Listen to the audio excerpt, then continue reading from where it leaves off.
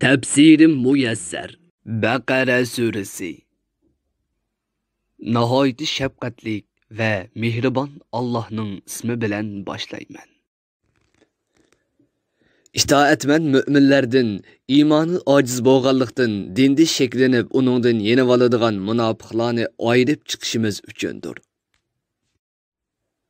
Namazda turib Baytul Muqaddasdan Ka'ba tarafga yuzlanish Allah hidoyat qilgan, iymonni mustahkam qilgan va taqvolik ato qilgan kishilardan boshqalarga haqiqatan ig'ir keladigan ahvoldir. Allah sizlarning iymoninglarni ilgari Baytul Muqaddasga qarab o'qigan namozinglarni bekor qilib etmaydi. Chunki Allah rahim shafqati cheksiz zot bo'lib, insonlarga to'liq mehribondir, nihoyat kuyimchandir. Ey payg'ambar, biz sening qibla to'g'ridiq biror vahiy kelishini kutib, qayta osmonga qaraganligingni ko'rib turibmiz. Mana endi biz seni Baytul Muqaddasdan sen yoqtiradigan va mamnun bo'ladigan qiblaga yuzlantiramiz. O Makkadagi Masjidi Haramdir. Namoz o'qimoqchi bo'lganda yuzingni shu Masjidi Haram tarafga qilgin. Ey iymon etganlar, sizlarmi qayerda bo'lsanglar namoz o'qimoqchi bo'lganda yuzinglarni Masjidi Haram tarafga qilinglar. Sheksizki Allah samaviy kitoblarni ato qilgan Yahudilar bilan Xristianlar qiblaning Baytul Muqaddasdan Ka'baga o'zgartirilganligining o'z kitoblarida o'rin olgan sheksiz haqiqat ekanligini albatta biladi. Allah ularning bu haqiqatga shak keltirish, qarshi chiqish qatorliq borliq qilmishidan hargiz g'ofil emas. Ularni qilmishiga yarasha jazolaydi. Ey payg'ambar, sen Tevrat, İncil qatorliq samaviy kitoblar berilgan Yahudilarga va Xristianlarga sening namozda Ka'baga yuzlanishingning Allohdan kelgan haqiqat ekanligini ta'kidlab, barliq dalil isbotlarni keltirsangmi, ular tarsolikdan hakovurlik qilib, sening qiblangga ergashmaydi. Sen mu endi buningdan keyin ularning qiblasiga ergashmaysan.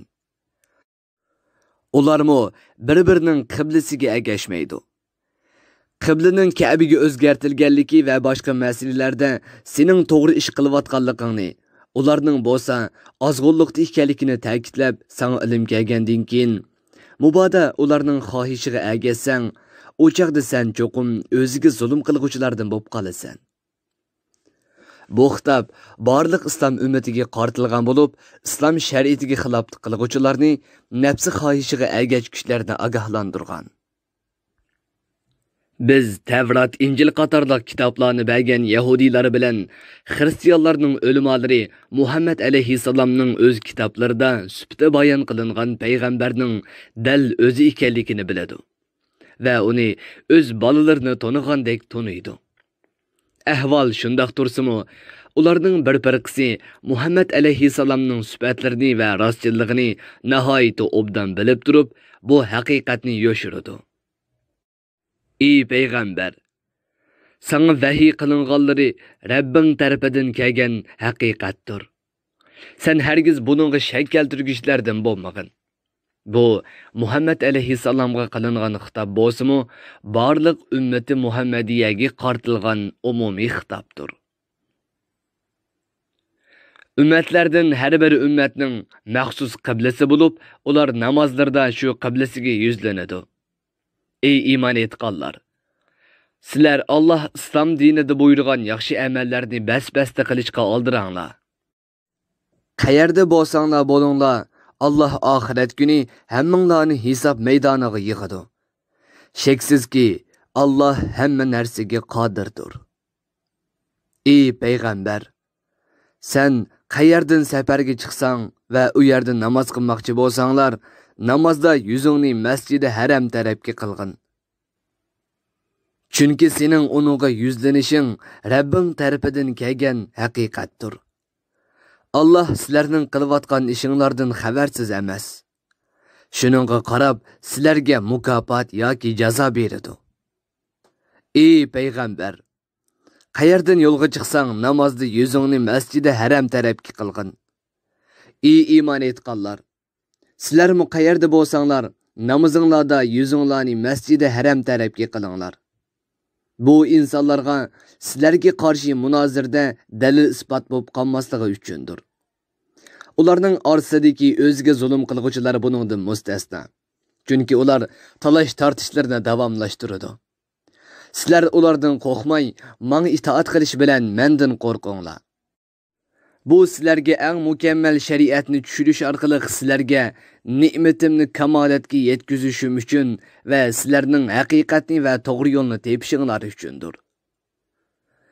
Sizlarga Ka'bani qibla qilib, ne'matimni kamolatga yetkazganimdek, oranglardan sizlarga bizning oyatlarimizni tilovat qilib beradigan, sizlarning kufridan, mushriklikdan va razil qiliqlardan pok qiladigan, sizlarga Qur'onni, sunnatni va shariat hukmlarini o'rgatadigan, sizlarga payg'ambarlarning qissallaridan, ilgirki ummatlarning kechirmishlaridan bilmaganlaringlarni bildiradigan bir payg'ambar avatdiq. Ey iymon etganlar, menga tilinglar va amalinglar bilan shukr qilish orqali meni yod etinglar. Men sizlarni farishtalarning huzurida yod etaman. Ne'matlarimga hargiz tuzkorlik qilmanglar. Allah bu oyatda mümin bandalarini o'zini yod etishga buyurgan va ularga eng afzal mukofotni va'da qilgan. U bo'lsa-mu Allohning ularni farishtalarning huzurida yod etishdir.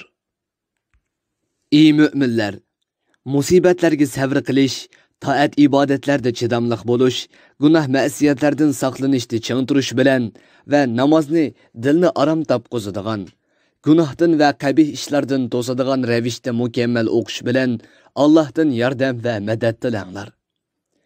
Shaksizki Alloh sabr qilguvchilar bilan billadir. Ularga yordam qiladi va ularni yaxshi ishlarga muvaffaq qiladi.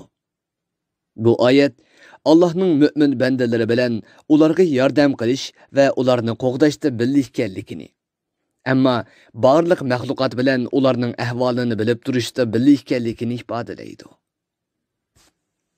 Ey mu'minlar, Allah yo'lida o'ldirilgan mujohidlarni o'lik deymanglar. Balki ular o'z qabrlarida o'ziga xos bir hayotda tirikdir. Bu tiriklikning qanday ekanligini Alloh o'zi biladi. Ammo sizlar uni his qilolmaysizlar. Bu oyat mu'minlarning qabrlarida ne'matlanadiganligiga ishorat qiladi.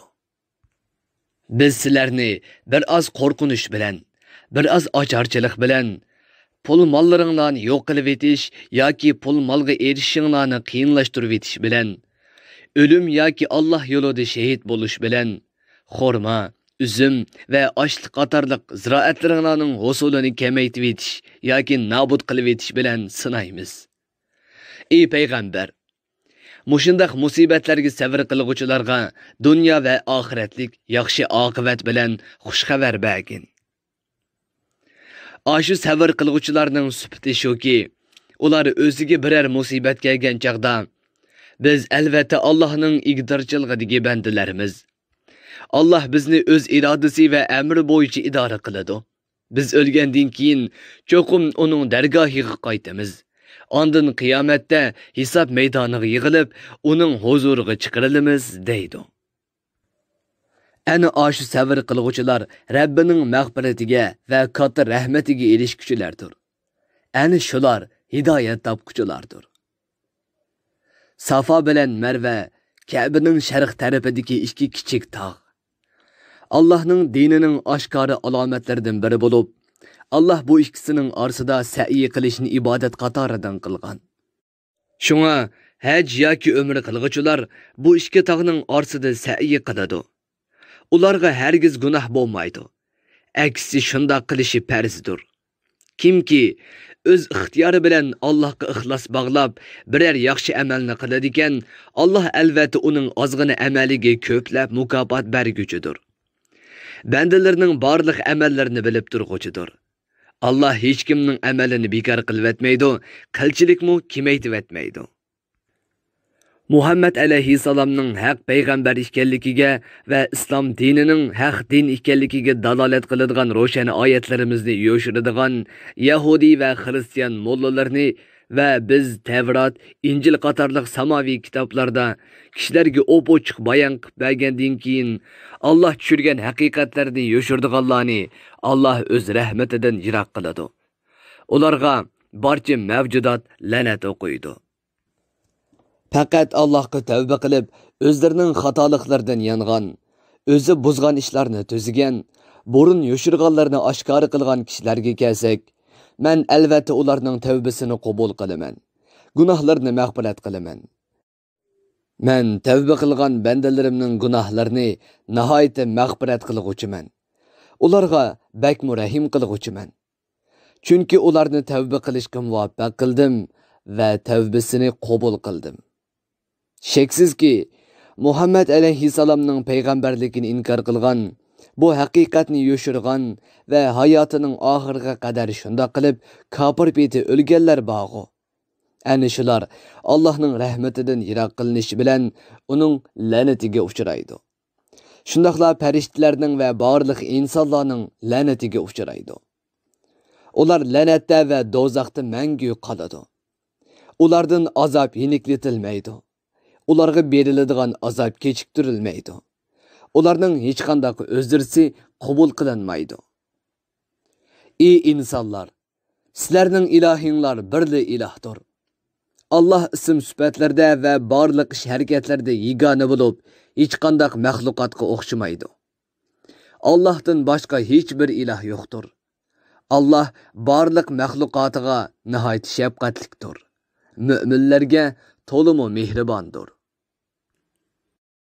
Sheksizki, osmonlarning shu egizligi, shu kengligi bilan zaminning shu tuzlanliklari, tog'lari va dengiz okeanlari bilan yaratilishida, kecha bilan kunduzning bir-biri bilan navbatlashib turishida, uzun qisqa, yo'riq qorong'u bo'lib o'zgarib turishida, kishilarga foydali narsalarni elib dengizda uzib yurgan kemalarda Alloh bulutdan yog'dirib berib, suvsizlikdan o'lgan qaqas zaminni jonlantiradigan va qo'pquriq holatidan yop-yeshil holatga keltiradigan yomg'irda, yer yuziga tarqitib etgan jonliqlarda, shamol yo'nalishlarining o'zgarib turishida, osmon zamin orasida bo'ysundirilgan bulutlarda aqlni ishlatib, dalil isbotlarni tushunadigan qavm uchun albatta Allohning borlig'ini, birligini, ibodatga haqliq ekanligini va katta ne'matlarni ko'rsatadigan dalillar bor.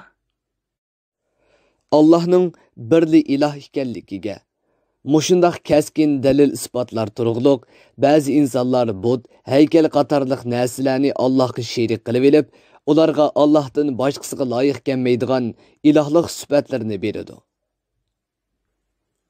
Ularni xuddi mu'minlarning Allohni do'st tutganidek do'st tutadi. Halbuki Allohga iymon keltirgan mu'minlar Allohni hammadan bek do'st tutquchilardir.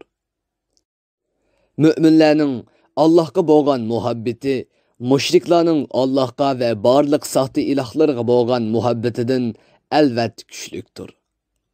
Chunki mu'minlar barcha muhabbatini Allohga beg'ishlaydi. Mushriklar bo'lsa muhabbatini Allohga beg'ishlamay, butlardan iborat o'zlarining soxta ilohlarga beg'ishlaydi. Maxluqotni Allohga sherik qilib olib, o'ziga o'zi uvol qilgan ashu mushriklar oxiratda azobni ko'rgandan keyin bilganiga o'xshash butun kuch-quvvatning Allohga mansub ekanligini va Allohning azobining qattiq ekanligini mush dunyoda bilsa edi, ular hargizmi Allohga sherik keltirmaydi. Allohni qo'yib butlarga cho'qinmaydi va butlardan Allohga yaqinlik izlamaydi. Tafsirim muyassar. Bir guruhi ulamolar nashrga tayyorlagan. Tarjima qilguvchi Muhammad Yusuf Muhammad Tursun. Muharrir Abdurrahim Davlat. Korrektor Abdulaziz Aqhun. 2020 yanvar 1-nashri.